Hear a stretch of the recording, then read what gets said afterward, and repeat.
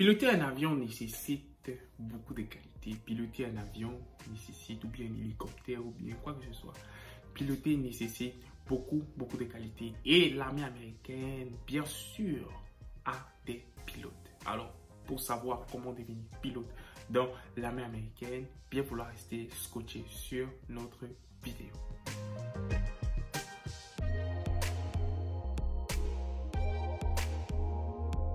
Alors, comment devenir pilote dans l'armée américaine? Et à noter que pas seulement le Air Force, mais bien sûr, l'US Army donne aussi les pilotes. Il y a une école pour devenir pilote dans l'armée américaine, bien sûr. Mon nom est Ulrich Koussebe, membre de l'US Army Reserve en tant que 6 Delta. Bienvenue dans ma chaîne Live Like a Soldier où je partage bien sûr mon expérience avec tout cela qui soit voudraient déjà rejoindre le service militaire ou bien ceux qui sont déjà membres du service militaire. Alors, comment est-ce qu'on devient pilote dans l'armée américaine? Alors, quel est le premier requirement bien sûr pour être pilote dans l'armée américaine? C'est que vous devez avoir le baccalauréat ou encore vous devez avoir le GED. Pour ceux qui ne connaissent pas ce que c'est que le GED, c'est l'équivalent du baccalauréat aux États-Unis qui se compose uniquement aux États-Unis bien sûr, parce que à défaut d'avoir le bac, vous pouvez avoir le GED et ça qui vous permet bien sûr de rejoindre l'armée américaine ou encore pouvoir postuler pour être pilote. De deux, maintenant, vous devez avoir un âge qui est requis entre 18 ans et 33 ans. Bien sûr, à noter que pour rejoindre l'armée américaine, en gros, c'est entre 17 ans et 35 ans. À plus de 35 ans, bien sûr, votre recruteur doit monter ce qu'on appelle votre profil pour pouvoir avoir ce qu'on appelle le waiver ou encore une faveur qui vous permet bien sûr ici de pouvoir rejoindre l'armée américaine. Mais c'est dans le cas échéant, on parle de l'école de pilote pour devenir pilote dans l'armée américaine, bien sûr, c'est entre 18 ans et 33 ans.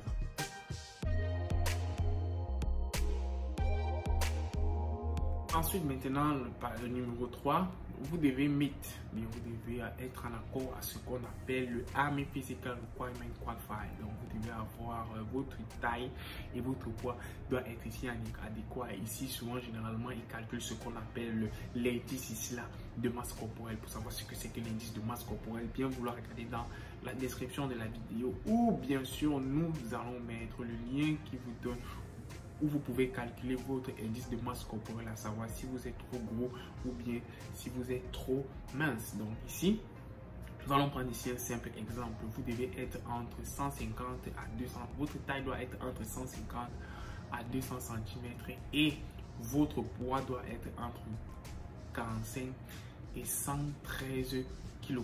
Ça c'est pour les hommes. Maintenant pour les femmes, vous devez toujours être entre 150 et 200 cm et votre poids doit être entre 41 et 107 kg. Ensuite, le quatrième requirement ou bien encore le quatrième élément que bien sûr vous devez avoir pour entrer dans l'école des snipers, c'est que vous devez être citoyen américain. Si vous n'êtes pas encore citoyen américain, vous devez bien sûr appliquer pour pouvoir être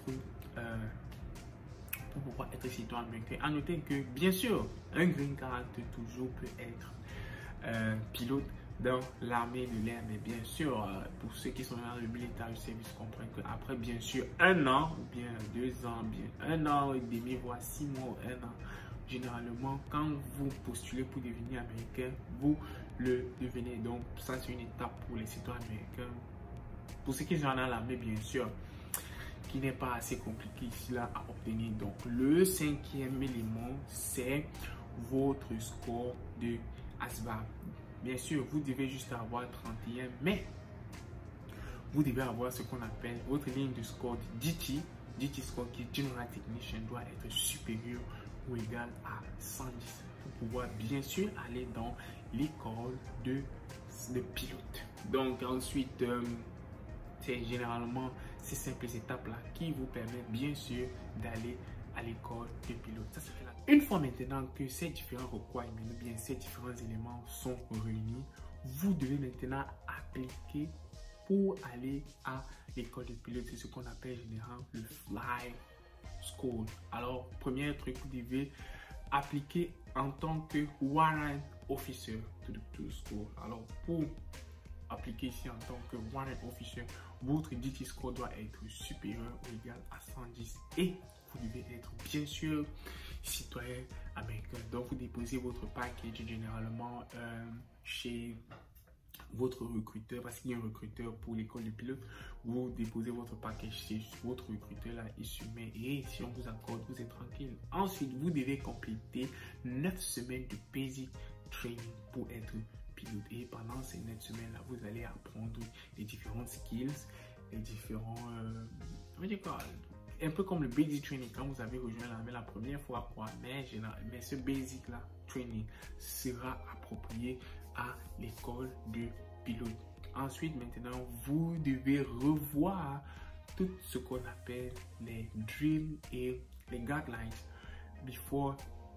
pour entrer dans le official school, parce que pour être pilote américain, il faut être official school, bien sûr. Il faut être officier, donc il faut être citoyen américain, bien sûr. Donc, il faut réunir ces différents éléments-là, bien sûr, pour aller dans le official school. Ensuite, maintenant, vous allez graduer d'après 9 semaines de basic training et vous allez être report à la base américaine qu'on appelle Fort Rucker dans l'Alabama en tant que warrant officer. À noter que tous les pilotes de l'armée américaine sont appelés warrant officer. Pour connaître ce qu'est un warrant officer, nous allons bien sûr faire une vidéo qui vous parle des différents grades de l'armée et comment est-ce qu'on les appelle, donc les enlisted, les officers et les warrant officers. Donc et quand vous sortez maintenant, et quand on vous envoie maintenant à Fort Rucker pour devenir warrant officer, vous devez passer encore l'examen pour devenir bien sûr warrant officer général. Ce qu'un supérieur m'a fait comprendre, c'est que l'examen n'est pas compliqué. Donc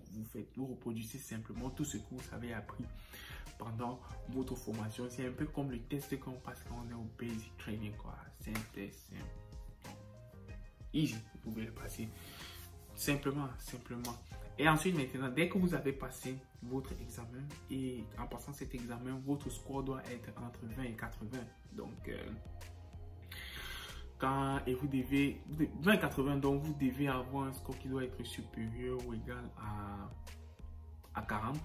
Et quand vous avez ça, bam, vous êtes OK, quoi. Ensuite, maintenant, vous allez avoir votre skills et maintenant, on va vous placer ici là en fonction de tous les éléments et tous les scores que vous avez eu pendant votre formation, pendant le flash course. Ça, c'est tous les éléments, bien sûr, pour être pilote américain.